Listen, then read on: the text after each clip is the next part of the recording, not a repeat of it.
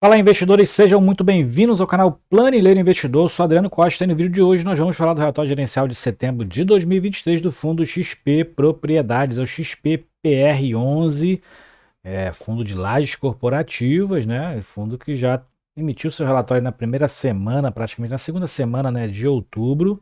Só que eu esperei sair aí o informe mensal para a gente poder fazer aquela análise financeira também do fundo. Então fique conosco para você saber informações atualizadas pelo XPPR11. Se você gosta desse tipo de assunto, FIF Agro e Infra é o principal assunto aqui no canal. Se inscreva no canal, ative as notificações, deixa o seu like, é tudo de graça, mas você ajuda muita gente aqui, tá bom? E eu vou deixar esse relatório gerencial na descrição do vídeo, assim como o link do nosso grupo do Telegram. Se inscreva lá e encurta a distância. Vamos lá então. O fundo aqui tem algumas características aqui que a gente sempre costuma falar no início, né? Um fundo de lajes corporativas, mas que pode investir em imóveis de educação e em hospitais, tem desde dezembro de 2019, então foi criado um pouquinho antes da pandemia, né?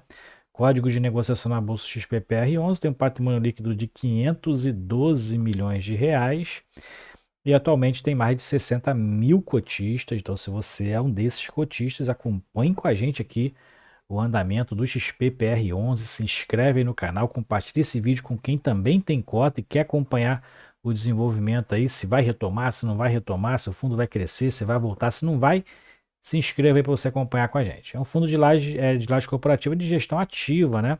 Gerido pela XP e administrado pela Vortex, tem uma taxa de administração provavelmente paga maior aqui, no 0,95, né?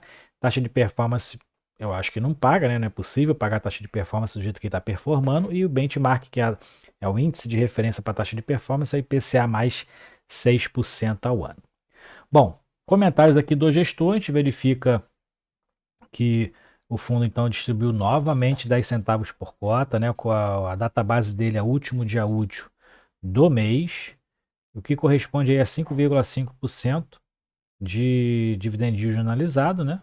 Cota de mercado no fechamento de setembro foi 21,87 e pagou no último dia 16 do 10 centavos por cota. E atualmente, né, em outubro já está sendo negociado abaixo dos R$ 20, né? Última vez que eu vi estava R$19,90. Ele fala aqui que em linha com fato relevante lá de março, o fundo recebeu a segunda parcela da venda do imóvel, né? 37,8 milhões de reais, e o fundo destinou para a redução das obrigações do fundo aí no curto prazo. Aqui ele fala também que o gestor está seguindo aí, né, a estratégia da gestão e em vender alguns fundos, algumas participações que o fundo tem, né? Então o fundo está vendendo imóvel, está vendendo ativo para pagar as dívidas, né? Isso aí, pelo menos a gestão está se movendo, né? Só não sei se é a melhor forma, né, de fazer isso, né? Mas a gestão está se movendo. O fundo tem imóveis, tem uma participação muito grande lá em Barueri, lá em Alphaville, né?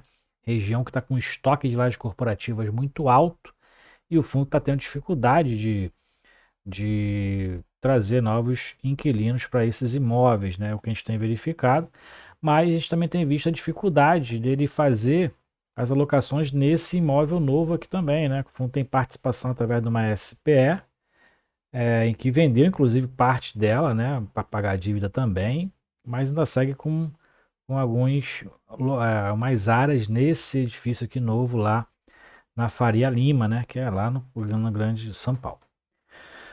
Bom, vamos acompanhar e vamos ver como é que vai ser, né, o desempenho nos próximos meses, né. Aqui a gente vai falar então direto aqui do fluxo financeiro, fundo que não teve muitas modificações em relação à receita de locação, né. Despesas quase igual às receitas. O fundo não deixa de cobrar aí as taxas operacionais, né? Tem as despesas imobiliárias, o fundo tem uma vacância bem alta, então essas despesas acabam ocorrendo, né? É fato ali que o fundo tem que assumir as despesas, os custos daquilo que não tem inquilino, né? E a despesa financeira é o principal pedra aí que o fundo tem, né? 1.250.000 no mês de setembro. E o resultado foi de 524 mil. E o que a gente verifica aqui que o fundo distribuiu, queimando caixa aí novamente, distribuindo mais, em torno de 200 mil a mais aí e completando os 10 centavos por cota. Bom, vamos ver como é que está o informe mensal de uma vez? gente vai ver aqui no informe mensal, né? Informe mensal de setembro, fundo então com 58.500 cotistas, tá? Já está diferente do que está lá, se eu não me engano. Mas enfim, isso não importa, né? Ativos do fundo aqui ultrapassa 1 bilhão, então o fundo tem 1 bilhão em ativos, só que desses ativos, somente 512 milhões, ou praticamente metade, foi adquirido com recursos dos cotistas, né? O restante foram recursos de terceiros que usaram para financiar. O fundo atualmente tem 16 milhões em caixa, em disponibilidade, né? 16 milhões e 200. E o fundo tem passivos muito grandes. Tem aqui um valor a receber de venda de imóvel também, ó, 15 milhões de reais, né? Tem aqui os valores dos aluguéis, referente que vai ser recebido em outubro. E o fundo tem aqui todos esses passivos aqui como obrigações de aquisições de imóveis, tá? Eu fiz o cálculo aqui mais ou menos do índice de alavancagem, né? O índice de alavancagem você pega lá, você vai pegar aqui a quantidade de passivos que ele tem para alavancagem, né, as dívidas, vai reduzir do caixa e dividir pelos ativos totais. Então dá em torno de 48% o índice de alavancagem, muito alto, e o fundo está aí, então, vendendo imóveis para poder pagar essas dívidas e reduzir esses índices de alavancagem atuais. Bom, então o fundo até está com caixa interessante, né? O fundo tem tendo resultado de 500 e pouco, distribuído 700, utilizou 200 mil, mas ele tem quase mais de 16 milhões em caixa, só que ele tem muitas dívidas, né? Muitas dívidas, e o fundo tem que fazer caixa para poder tentar reduzir essas dívidas aí e tentar reduzir os encargos dos financiamentos, principalmente. Bom, mais para baixo a gente verifica que o fundo não teve modificações. Esse gráfico aqui é muito confuso, tá? Não vou nem fazer a leitura, eles confundem os números todinhos aqui, não organizam os números. Então fica muito confuso, mas ele tem mantido aqui, ó, esse gráfico, essa linha azul, são os 10 centavos que ele tem distribuído, tá? E a linha cinza são os resultados auferidos. Então ele tem resultados abaixo, às vezes acima, às vezes abaixo, às vezes acima. Nem está com o número aqui dos resultados, porque esse número aqui provavelmente é dessa parte aqui azul da coluna. Então é uma confusão só esse gráfico aqui, não conserta. Em relação à liquidez média no mercado, a gente verifica que o fundo está mantendo ali os 400 mil de liquidez média diária no mercado secundário, né? O preço está muito baixo, então não tem como aumentar isso aí, a não ser que aumente o valor do preço de mercado, né? Volume negociado total quase 8 milhões de reais, o giro de cotas ainda está alto, aí 4,9%. Bom, com relação à rentabilidade, a gente verifica aqui que o fundo teve uma rentabilidade negativa, né? Então, mais uma vez aí, mais uma rentabilidade negativa para o fundo, 1,30% de rentabilidade negativa. E mais para baixo, a gente vai verificar aqui, em relação ao portfólio, não mudou muita coisa. O fundo tem vendido alguns imóveis, mas permanece ali com 97% em imóveis, 100% dos contratos são contratos típicos, a maioria aí dos contratos são tem algumas empresas, né? A principal é a Shopee atualmente, que está lá na Faria Lima, no imóvel da Faria Lima, 20% da receita vem dela, o restante aqui Merck, Uber, Cielo, né? Com percentuais aqui mais relevantes. Também índice de correção nada mudou, 40% IPCA, 60% IGPM. Nesse último trimestre agora do ano vai ter atualizações contratuais, que pode aumentar um pouquinho a receita aí do fundo, né? Já que se for IPCA vai aumentar, se for IGPM vai acabar reduzindo, porque o IGPM está com deflação nos últimos 12 meses, né? A não ser que tenha alguma proteção em relação à variação negativa dos contratos, né? Em relação aos índices. O vencimento dos contratos, a maioria vence a partir de 2025, mas esses anos aqui tem que andar, né? Já estamos em 2023, então tem que botar lá para 2027 para cima para a gente poder saber se no médio prazo o fundo tem contratos aí no médio prazo, né? Não dá para saber. Evolução da vacância não tem evolução nenhuma, segue aqui com 46% de vacância, o fundo não melhorando e agora só com 3 imóveis, maior participação no Evolution, 51% do portfólio, o edifício Tower e Tower 19%. Esses estão em Barueri e o FL Plaza está em São Paulo, né? Então, realmente o fundo tem uma participação maior numa localização que está muito ruim. Então, foi muito realmente prejudicado o fundo com essas questões de pandemia, né? E são 3 imóveis performados, 206 conjuntos prontos, 65 mil metros quadrados de área bruta locável, são 14 inquilinos apenas e 46% de vacância física e financeira. Finalmente eles me ouviram aqui, né? E colocar a vacância financeira com relação à vacância física, né? Provavelmente estava errado mesmo e eles realmente agora têm consertado essa parte aqui.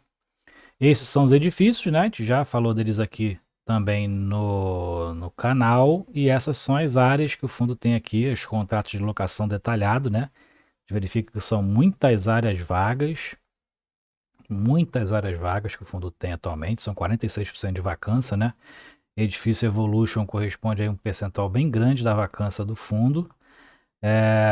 O edifício E-Tower também tem muita área vaga e, não diferentemente, o Faria Lima também, apesar de não estar em Barueri, segue aí com bastante salas vagas aí, só que o percentual é menor do que os outros dois, né? Porque são áreas aqui de 600 metros quadrados, a maioria, grande parte está locada, né, desse imóvel da Faria Lima. Aqui é o que a gente tem comentado em relação ao mercado, né, de lajes corporativas. A Alphaville segue aí com um percentual alto de vacância em relação ao estoque de lajes corporativas da região. E em São Paulo está estabilizada ali em torno de 5% a taxa de vacância dos estoques de lajes corporativas. Essa aqui é a expectativa de conversão em contratos, né, das áreas vagas. E essa aqui é a alavancagem do fundo atualmente com 591 milhões de reais. Acho que aqui não está considerando a amortização que eles fizeram agora, né, com a venda, com o recebimento do valor, mas é um valor bem considerável aí, 48% é o índice de alavancagem atual do fundo, ok? Então é isso aí, segue o drama no XPPR11, nada mudou, o fundo ainda muito ruim, ainda com uma alavancagem bem alta, e agora a estratégia do fundo é vender parte aí dos seus imóveis, das participações. Tomara que eles vendam mais lá para Barueri, né? Lá o principal vacância tá lá em Barueri. Tomara que eles consigam vender, mas provavelmente vai ter uma perda aí, a não ser que ele tenha o imóvel já há muito tempo. Aí eu não sei te falar, mas tomara que ele tenha algum ganho, pelo menos para poder tentar reduzir essa alavancagem do fundo aí, o fundo retomar novamente o trajeto para crescimento novamente. Vamos esperar, isso não vai ser no curto prazo, né? A gente vai ter que acompanhar aí, então acompanhe com a gente no canal, ok? É isso aí, fiquem com Deus, até o próximo vídeo, tchau, tchau.